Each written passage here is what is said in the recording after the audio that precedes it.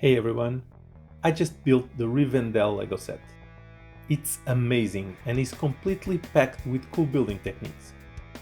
I decided to do a video on the top 10 techniques used in the set, but there are so many that I had to do a top 15. So let's jump right in. Number 15. Starting with something simple.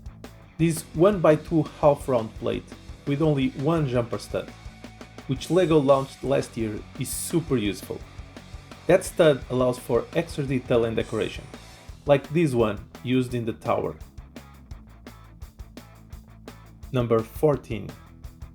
A very interesting alternate usage of a piece in this set is the use of the cupcake piece in a column, especially with the usage of the 2L bar with stop ring.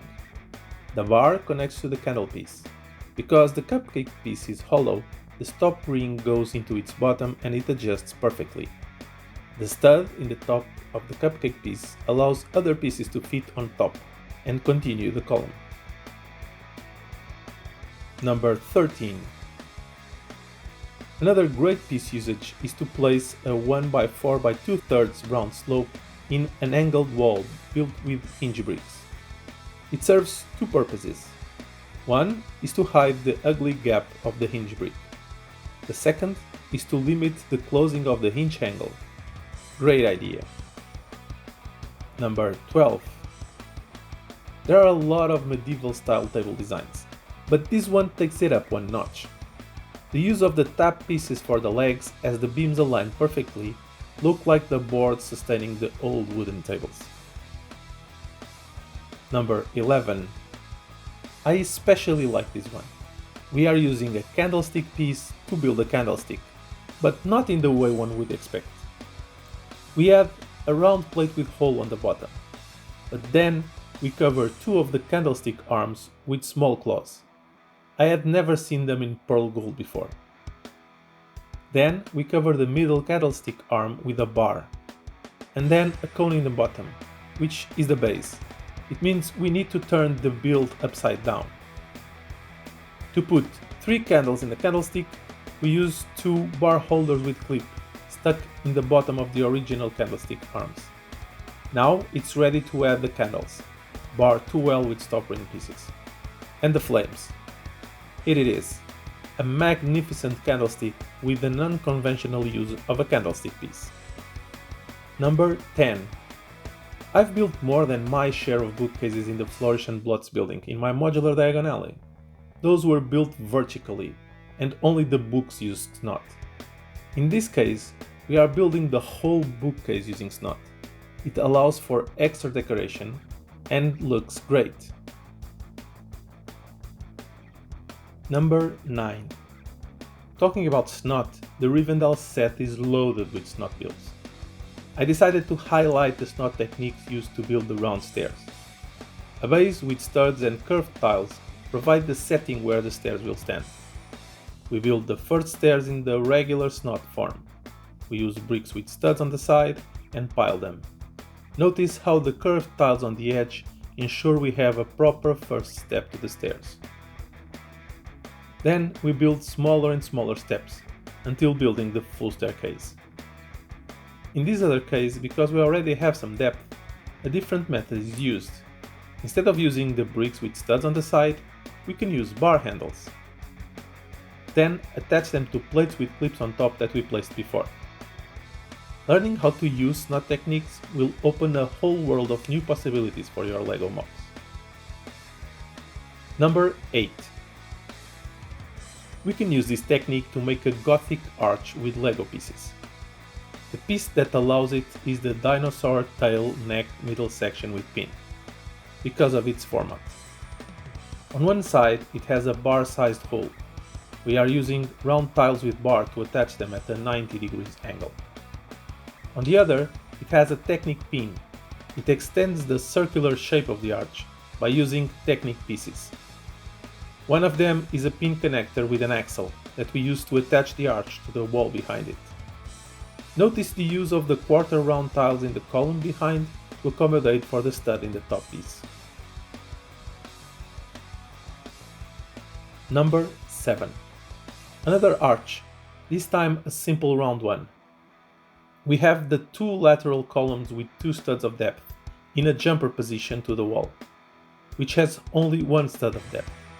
This creates a very interesting effect of the full portal being in relief from the wall by half a stud. The usage of round 1x2 plates and low profile bricks creates a nice effect in the column. The end of the column with the jumper plate creates a good border effect. Above that, we use SNOT pieces to attach the curved tiles that compose the arc. Because they are one plate of height, which is a bit less than the half stud, there is more texture in the arch. It looks awesome.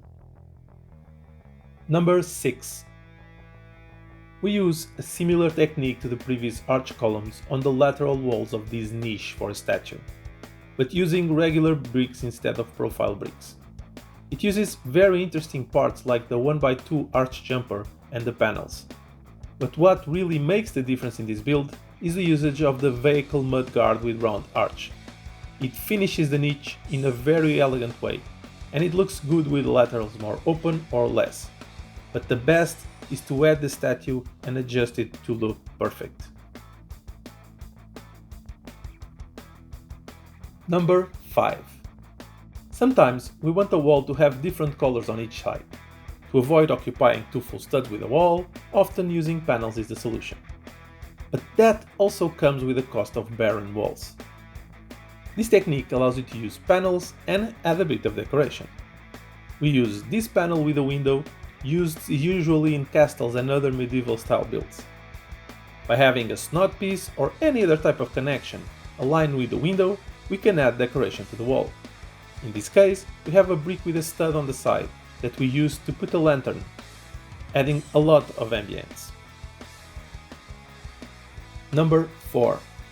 There are many types of trees that can be done with Lego bricks. I'm highlighting this technique because it allows to create a thinner tree. We use two pieces that are perfectly compatible, the candle piece and the flower stem. The bottom pin of the flower stem fits in the bottom of the candle piece. We invert the candle pieces, find a base where the first one can fit in. Then we can mix both pieces to create branches at several heights. Now you just have to add leaves at will.